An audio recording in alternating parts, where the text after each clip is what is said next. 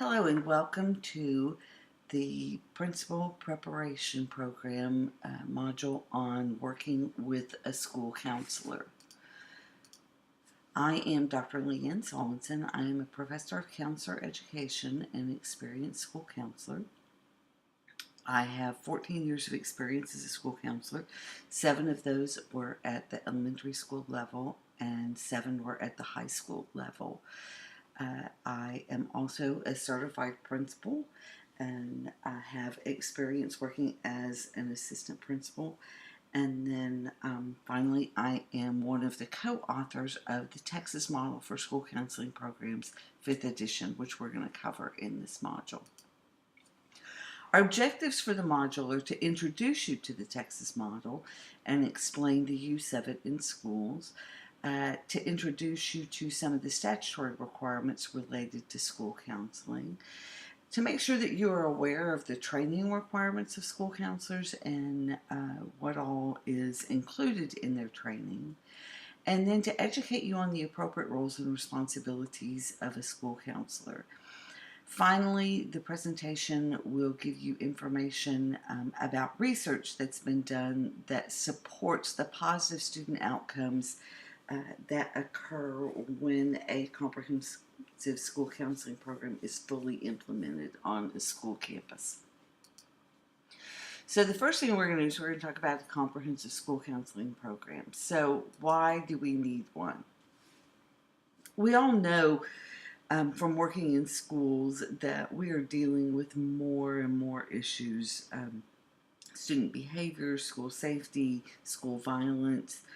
College and career planning has become a stronger focus in schools in the last few years. We know that many of our students are coming to campus with a tremendous amount of needs that interfere with their education. And society continues to expect more and more of our schools.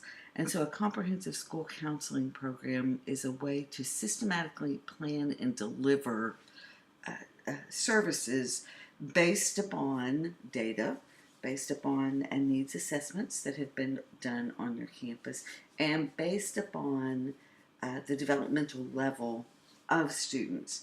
And the purpose is to help all students to develop and practice specific counseling or specific competencies, many of those in the area of social and emotional learning. So what is a school counseling program? It's a comprehensive approach for organizing services that will assist students in the areas of educational achievement, personal development, social development, and career development. And it is designed to meet the needs of all students. The delivery system has 4 components, that is guidance curriculum, individual planning, responsive services, and system support. It includes data-driven goals that, again, have been developed based upon needs that have been identified on the campus, the delivery of services to meet those goals, assessment of the services that you're providing, and then accountability measures for the school counselor. Comprehensive, school counseling programs are comprehensive in scope, covering all the things we've just mentioned, preventative in design, and developmental in nature. So the Texas model is the one that is utilized in schools in Texas. It was originally written in 1991 as a result of some individuals who came together identifying a need in Texas schools.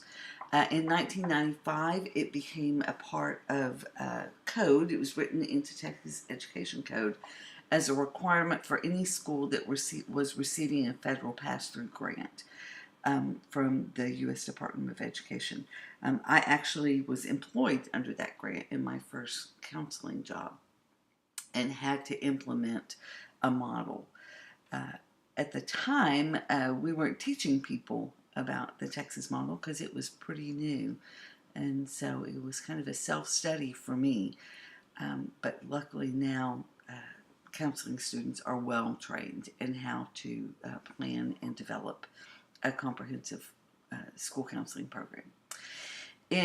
Because of the benefits that we're seeing in those grant schools, the requirement was expanded in the Education Code in 2001 and became a requirement for all schools who receive compensatory education funds. So those are at-risk funds.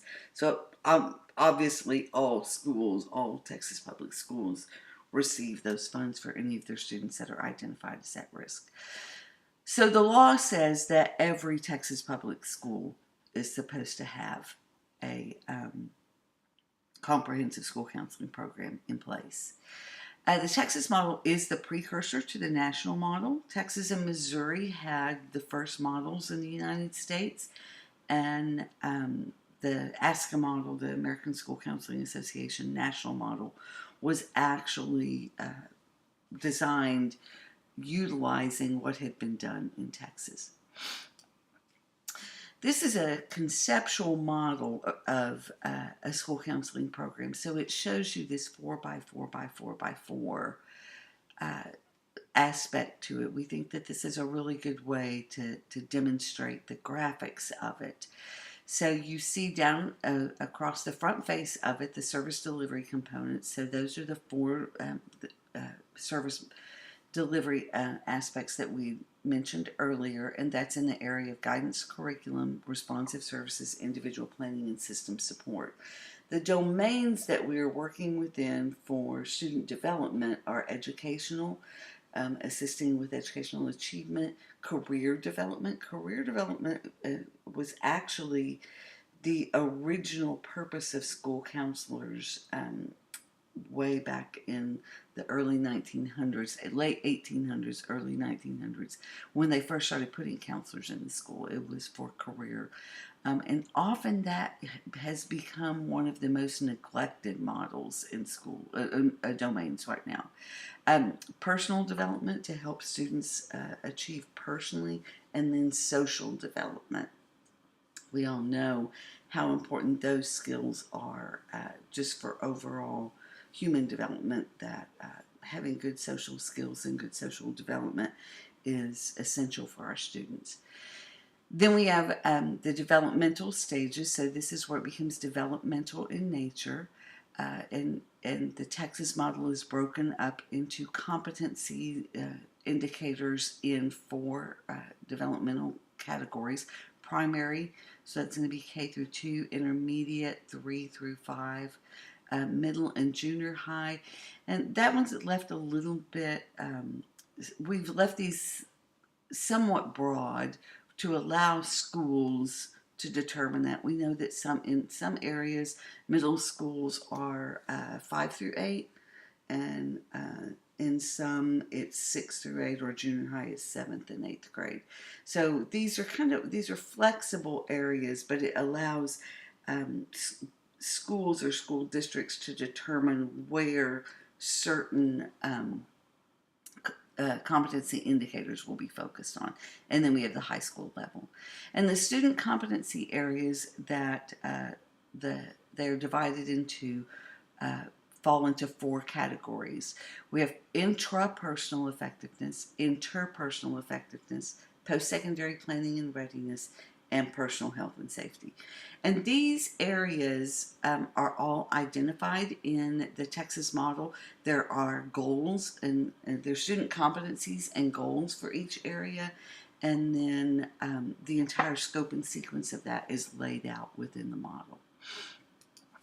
So if we look at these delivery systems and a little explanation of what each of these entails. Guidance curriculum is the scope and sequence of a guidance program. It's intended to help all students develop transferable skills. It's taught in units, developmentally based upon the classroom or the age of the students. It can be done in the classroom with planned lessons, or it can be done in small groups of students. Responsive services are those things that a counselor is responding to, obviously, by the way that sounds. It's when we intervene on behalf of the students when there is an immediate personal concern or problem, or something that has the potential to put their development at risk. So responsive services can be preventative. They can be, for the purpose of trying to intervene before a problem exists. They can be remedial, intervening once the problem has happened, or they can be a crisis situation. With crisis situation, you're talking about something that absolutely needs an immediate response. That could be, a death on campus. It could be a student who is expressing suicidal ideation. It can be a situation where a student is making an outcry of some type of abuse. And so it's imperative that the counselor intervene on that pretty quickly to rectify that situation. One of the things that counselors have to deal with is sometimes other people have an idea about what a crisis is, and it's not necessarily something that demands the counselor's immediate attention. It's something that needs the counselor's attention, and it may be a critical situation, but it's not something that, there will be really negative outcomes if the counselor doesn't drop everything and respond right away. Individual planning is when we're working with students individually or in small groups to set their individual goals and work toward what their personal issues that they are trying to plan for their future. That obviously is done a lot more at the middle school and high school level. When maybe you're going over assessment information and helping students determine, areas of a career that they might be interested in, when you're helping them plan their schedule, those types of things. When you're helping, with college exploration, that's in the area of individual planning. At the at the elementary level, really the only way that falls in. Sometimes if you have a student that there's something in particular that's out of the ordinary that maybe needs to be worked with that is not typical for all elementary students. Or when you're helping them in 4th or 5th grade pick their electives that they'll be doing in middle school. System support are the activities that are done that support the counseling program. It's management activities, it's maybe the data collection, it is analyzing that data, it's writing your goals, it's evaluating the services that you've done. It can be lesson planning for classroom guidance. System support is not the same thing as non-counseling duties. And we'll talk about non-counseling duties when we get to roles and responsibilities. The Texas model has taken the RTI framework and applied it to school counseling services. So you can see where each of these delivery systems fall into RTI. So our tier 1 would be the guidance curriculum. That's comprehensive services for all students. It's that scope and sequence of the counseling curriculum. And that can be done through guidance curriculum, or it can be done through individual planning. Tier 2 would be when obviously a student has some special needs that are not being met by the services provided to all students, and that can be done through guidance curriculum, small groups, or individual planning. Then Tier 3 is going to be those students who have not responded to the Tier 1 and Tier 2 interventions, and typically those look like small group counseling or individual counseling, individual support of some sort. And that would be when we're moving into a responsive service. And then Tier 4 would be specialized interventions that are for a very limited number of students. And that would be individual planning and responsive services as well. So I've mentioned the scope and sequence a couple of times. I just want to give you a little bit of information about that. This counseling scope and sequence should be an integral part of the overall academic experience of all students. It should not be something that's optional. It's kind of the TEKS for the counseling program. Within that, there are identified student competencies that we hope all students achieve. There are goals to help them achieve those competencies, and then competency indicators that are based upon the developmental level of the students. All counseling activities should be aligned with these student competencies and the goals.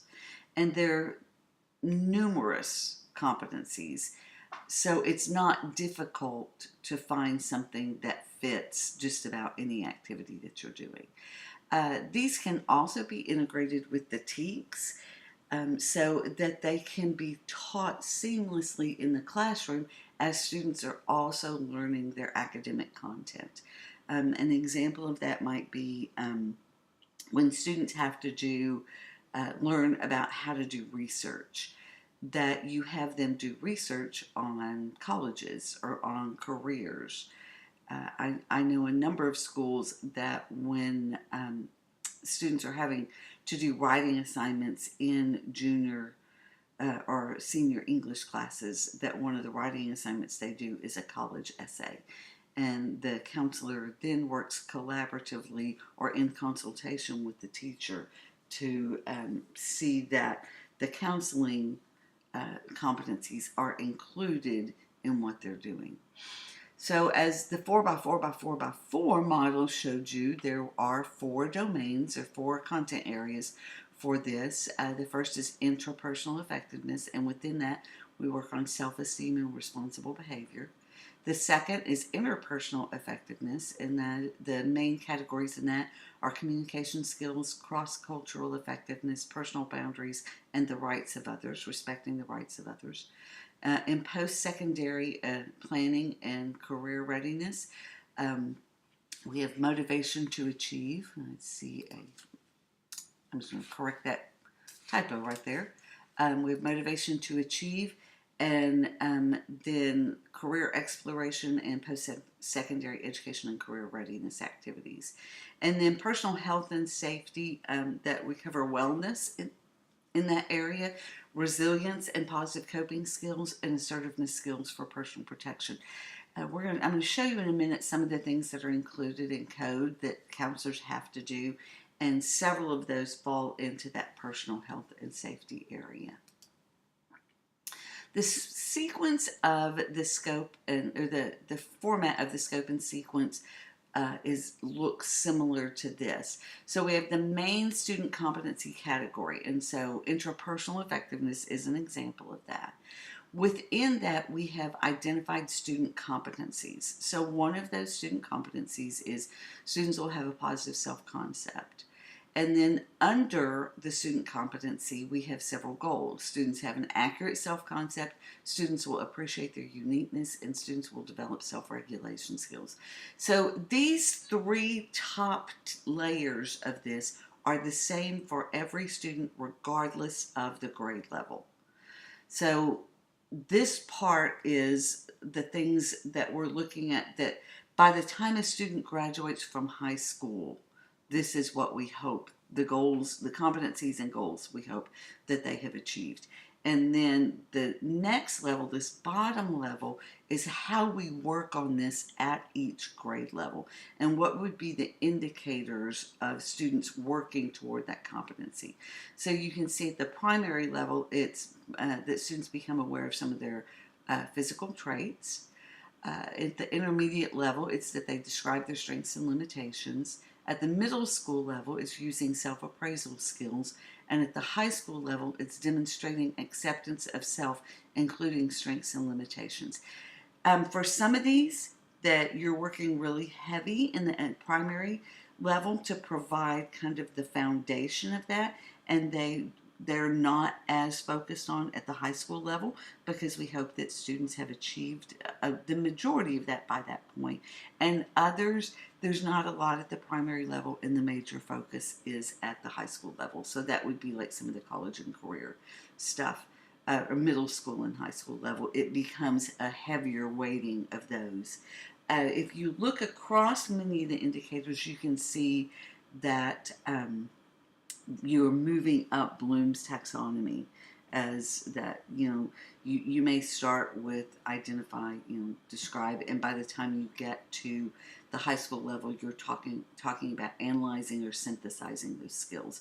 So it does keep that in mind as well. So the next thing we're going to cover is the statutory and training requirements for school counselors.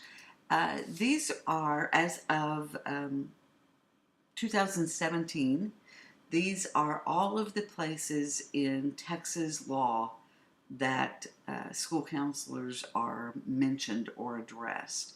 So the first one is in the Administration Code and the Education Code, and it just talks about the standards for becoming a certified school counselor, and that certification is required. Then we move into the rest of these are in Texas Education Code, and we have things like continuing education requirements. I have TEC 33 highlighted because this is where the duties of a certified school counselor and the components of a comprehensive school counseling program are detailed. School counselors are the only educational professionals in which your job description is written into the Education Code. There's no one else, no other school professional that has that written in there.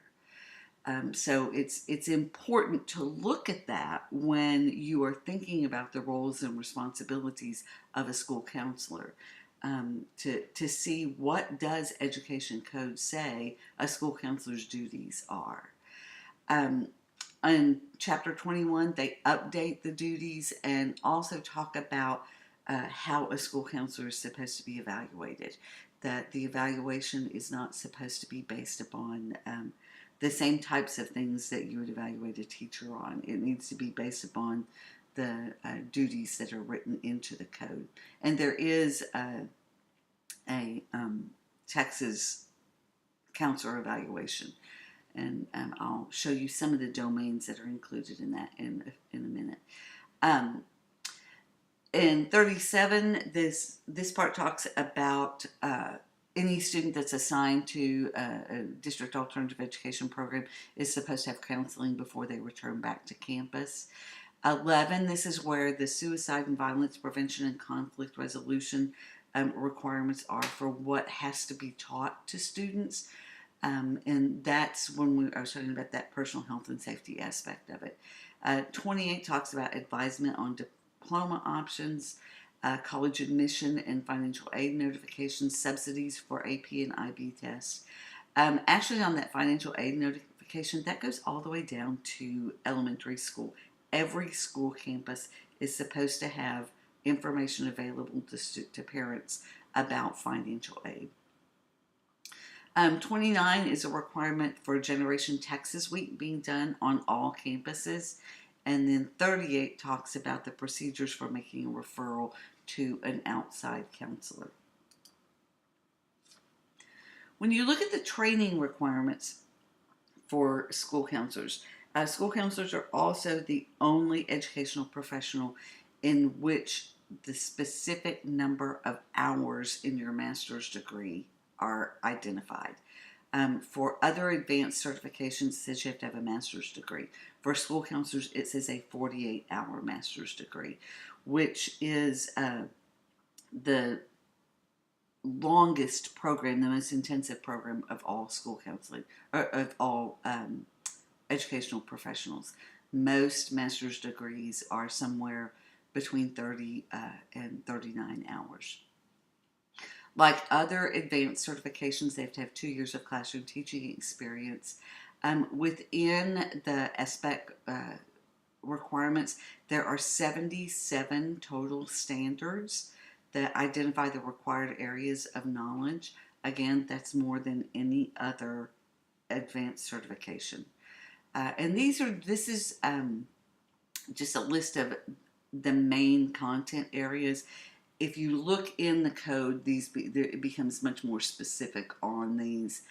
So you can see that we've got things like theories and practices of counseling and consultation, individual and group counseling skills, normal and abnormal development, including mental health issues and the identification of mental health issues, counseling for college and career, environmental, social, and cultural factors impacting learning, the legal and ethical standards that apply to counselors, working with special populations, a comprehensive school counseling program, and how it impacts students. It's specifically the latest rewrite of this area of SBEC standards specifically addresses the Texas model, that school counselors have to be trained in Texas, in the Texas model. They're trained on how to implement prevention and intervention strategies and how to use evidence-based practices. They also have educational leadership best practices and skills. Much of the training that we do with counselors is helping them to understand their role as a part of educational leadership. They're the leader of the comprehensive school counseling program. And an interesting, some data that I collected for a research project, and two of the questions that were on there, I interviewed I surveyed school counselors, and two of the questions were, do you view yourself as a leader on campus? And the follow-up question is, do you believe others view you as a leader on campus? And it was interesting because more responded that they think others view them as a leader than responded they view themselves as a leader. And it was more than just, it was like, 79% thought others viewed themselves as a leader, but only 70% viewed themselves as a leader. And I'm not sure those are exactly the right numbers, but it was something along that lines. Counselors have to be trained in the use of technology for counseling services and counseling management. They spend a lot of time in data-driven decision making. We have practice in doing needs assessments and analyzing that data and making developing your goals from that data. They're trained in family systems and then in advocacy skills, how to advocate on behalf of a student. So now we get into the roles and responsibilities of school counselors.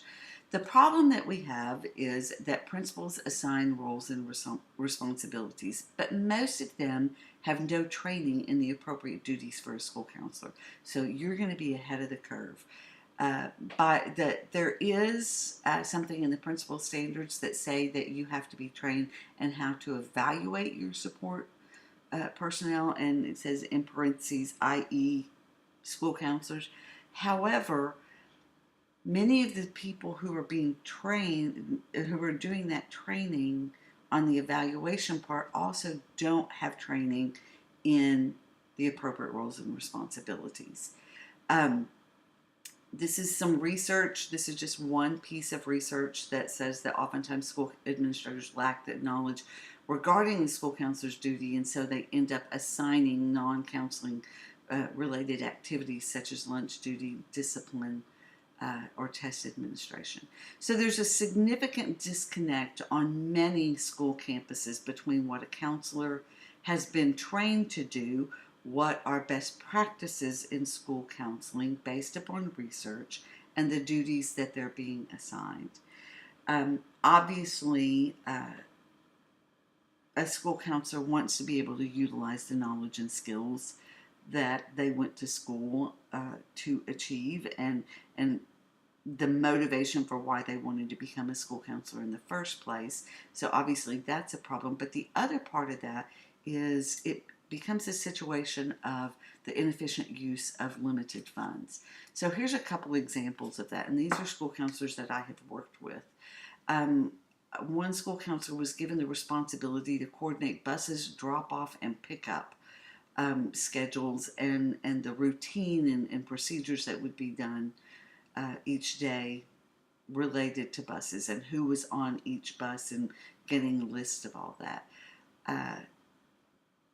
That's not a counseling duty at all. This counselor had spent a significant amount of the first week of school doing this.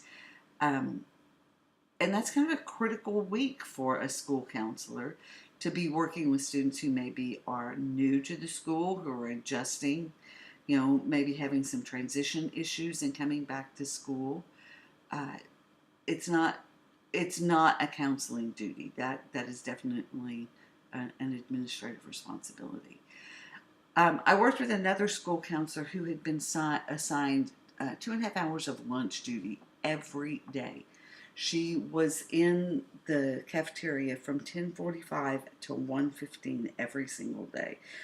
So I'm just going to give you an example, and these are some rough estimates here on the salary of a school counselor. I went with $45,000. That's pretty typical for this area, but it's a low salary for counselors if you look statewide. So that's on the low end. So these numbers could actually be higher than this. A contract of 204 days a year. Some counselors don't work that many days. So if you do the math on that, that comes out with a daily rate of $220.59 a day. An hourly rate based on an 8-hour day, $27.57 an hour. So the daily cost of lunch duty, of having that counselor doing lunch duty, was almost $70 a day for the counselor to do lunch duty. The annual cost of that was $12,407. If you had used a paraprofessional for that, and this is based upon an average salary of $20,208, that's the state average. Many do not make that much. And an average of 190 work days, many do not work that many, some don't work that many days. Look at the difference that makes in your cost. The cost of lunch duty is less than half of utilizing the counselor to do that. But the bigger question about that is, what is the counselor not able to do when almost 40% of her day is spent doing duty? Non-counseling duties are those that are most clearly defined as administrative or clerical functions. So we recognize that there's a difference in fair share duties and non-counseling duties. Every educator has duties that maybe are not related to their job description. And a counselor should be doing fair share just like everybody else. But what ends up happening many times is counselors are doing far more of the responsibilities because they are not assigned to a classroom. And they're not responsible for children for an identified period of day. Their day is more flexible. But if you look at these non-counseling related duties can often be designated to another staff member. And the result of not assigning appropriate duties is that counselors then have limited time available to work with directly with students. They're engaged in paperwork, they're engaged in other responsibilities that limit the availability to students. In many schools, if you look at it, the counselor looks more like a para-administrator than a school counselor because they are doing more administrative responsibilities than counselors. One of the consequences of that is you now have the inability to fulfill the statutory requirements related to school counseling.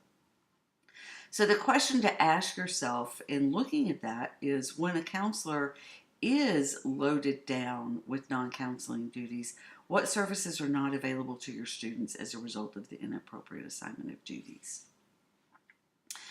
So let's look at counselor competencies. These should be the basis for the counselor annual evaluation. The TEMC-2 is the Texas Evaluation Model for Professional School Counselors.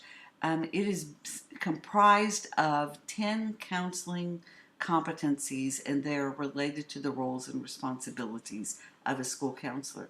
So these are the areas where counselors should be working on planning, implementing, evaluating, and advocating for a comprehensive school counseling program, providing guidance to all students to help maximize optimal development, engaging in counseling interventions for all students with developmental needs or problems that are impacting their education, using consultation skills to work with faculty and staff, parents, administrators, community members to make sure that the needs of students are being met, coordinating people and resources to help support students in their development.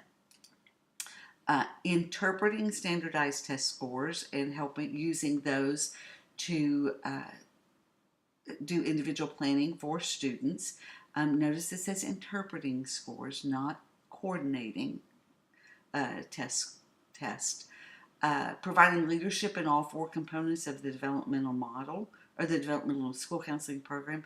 Advocating for students to ensure that your professional role is being utilized appropriately. Accepting responsibility for your own professional development, and then adhering to professional development standards. So this is a list of some of the appropriate and inappropriate activities for school counselors. And you can see how some of these may cross over, but it's so, individual student academic program planning, that's one thing, that's an appropriate duty for a counselor. But when a counselor has been made appropriate for coordinating paperwork and data entry for new students, that's a registrar's job. That's to do the paperwork and data entry should be something that falls on the registrar. Interpreting testing, not coordinating testing. There are times in which counselors are being asked to engage in disciplinary activities, and that is totally inappropriate. It's difficult for someone to work with the student from a counseling perspective if you've had to discipline them first or administer any type of discipline. Counselors should not be involved in the administration of discipline. However, it is appropriate for them to provide counseling to students on disciplinary issues, dress code, tardies, those types of things, but they shouldn't be the ones that are doing that. It's not appropriate for a counselor to have to cover a class when a teacher is absent. However, it is appropriate to collaborate with teachers and to go in and teach counseling curriculum lessons. Computing the grade point average, that is something that, again, should be done by the registrar or by some type of computer system. But analyzing those grade points, those GPAs, is something that's counseling related. So if you just continue to read down through here, you see how these relate to one another, that how you can take something that's in the same area and kind of twist it and make it not an appropriate activity when there are activities within that area that the counselor should be working within. There are numerous times in which an administrator has to be off campus and the counselor is the administrator in charge while the principal is off campus. I've been many times, I was the designated administrator in ARD meetings. The counselor's role in an ARD meeting is to make sure that the social and emotional needs of a student are being met in relation to their disability. And that's kind of hard to do when you're also serving that administrative function in the ARD as well. So you can read through these and you'll have a copy of this PowerPoint so you can see the other activities that are on there. So the result of this is the inability to work with students using the knowledge and training received in graduate programs is one of the major reasons for school counselor burnout and leaving the field. There are some things that you can do to help to prevent that, and one of those is a management agreement. And that's when you sit down and an administrator and a counselor work collaboratively to develop a contract that outlines the expectations for counselor accountability. Those should be based upon the needs assessment and campus goals. It should be built into the accountability and the basis for the annual evaluation of the counselor. And that is included as a part of the TEMC that we talked about. It's also an example of a management agreement is also in the Texas model. Counselors are well trained in the use of data. So there's two types of data that we work with them on. Process data is the quantitative information on how you spend your time and the services that you are providing. Outcome data is student progress toward identified goals and competencies that can be counseling related or academic. And then perception data is derived from needs assessment surveys with all stakeholders. So here's some examples of goals that have been derived from those different types of data. These are district goals, and this was done. I've worked with the local school district, and these goals were derived from their TAPER reports.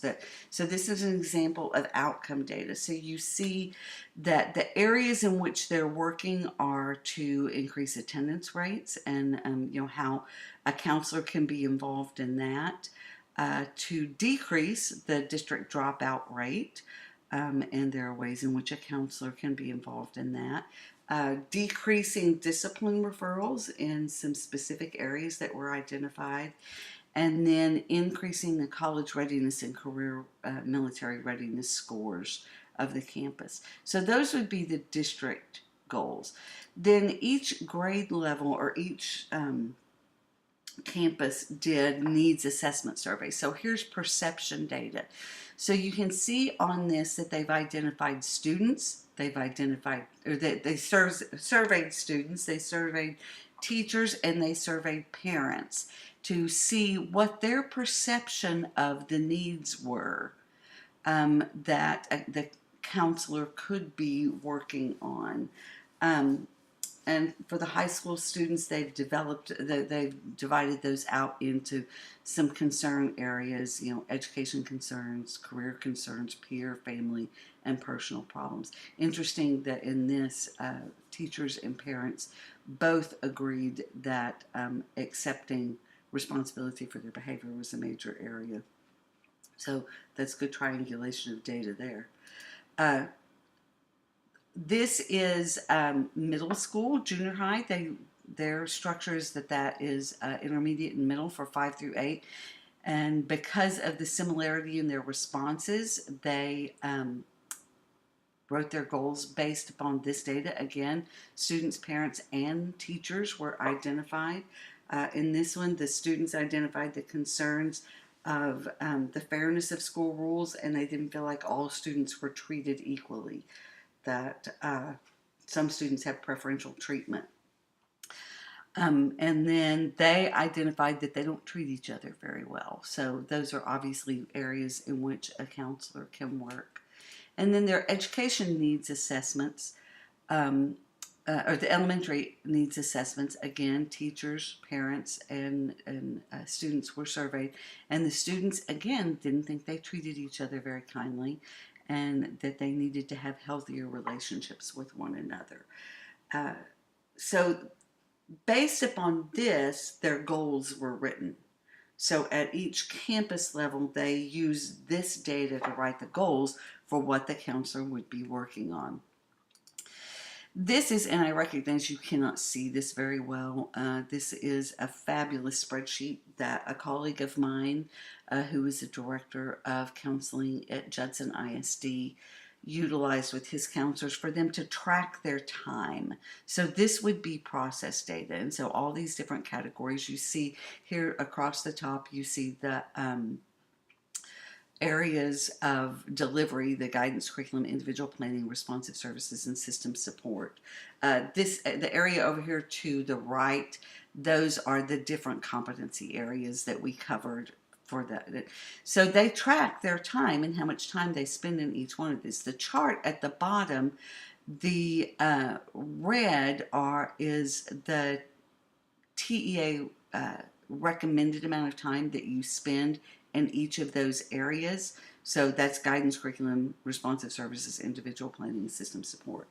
And then the blue, as they fill in their time, the blue graph builds. And so they can see how closely they're meeting the recommended amount of time. And then it also shows how much time that they're spending in non-counseling duties. Judson ISD does a fabulous job of working with their counselors and utilizing their counselors. Dr. Ernest Cox is the one that did this, and he actually had principals competing in their principals meeting for the best use of counselor time. So they wanted their data to look better than any other schools. So the final area we're going to look at here is the empirical evidence that talks about how students benefit from a comprehensive school counseling program. And there is a ton of information on this. I will be providing a handout that details more of this, but I'm just going to highlight a few of them. There's compelling evidence that demonstrates that the positive impact of comprehensive counseling services have on student academic achievement, attendance, behavior, and overall school climate. And so here's the references on that. But specifically, we have school counseling and student outcomes. This is 6 statewide studies, and it indicates that a comprehensive data-driven school counseling program improves a range of student learning and behavioral outcomes. There's strong evidence that elementary schools with comprehensive data-driven school counseling programs display higher academic outcomes compared to schools without such programs. Students who have greater access to school counselors and comprehensive school counseling programs are more likely to succeed academically and behaviorally in school. This is true particularly true for students in high poverty schools.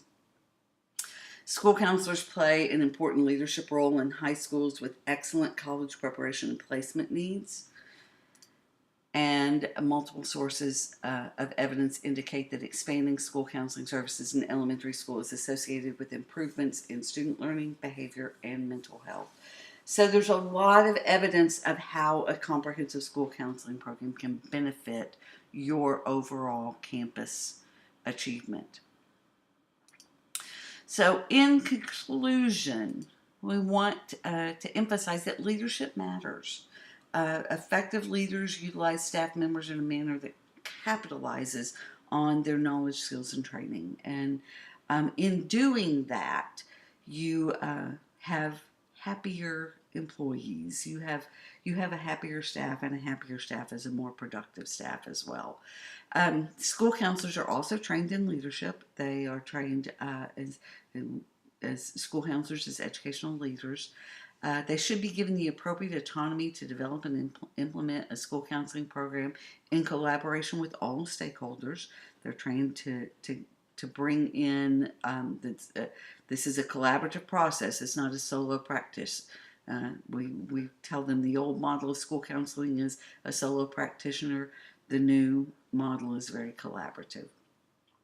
And when you assign appropriate roles and responsibilities to your school counselor, they are critical to overall school improvement and success.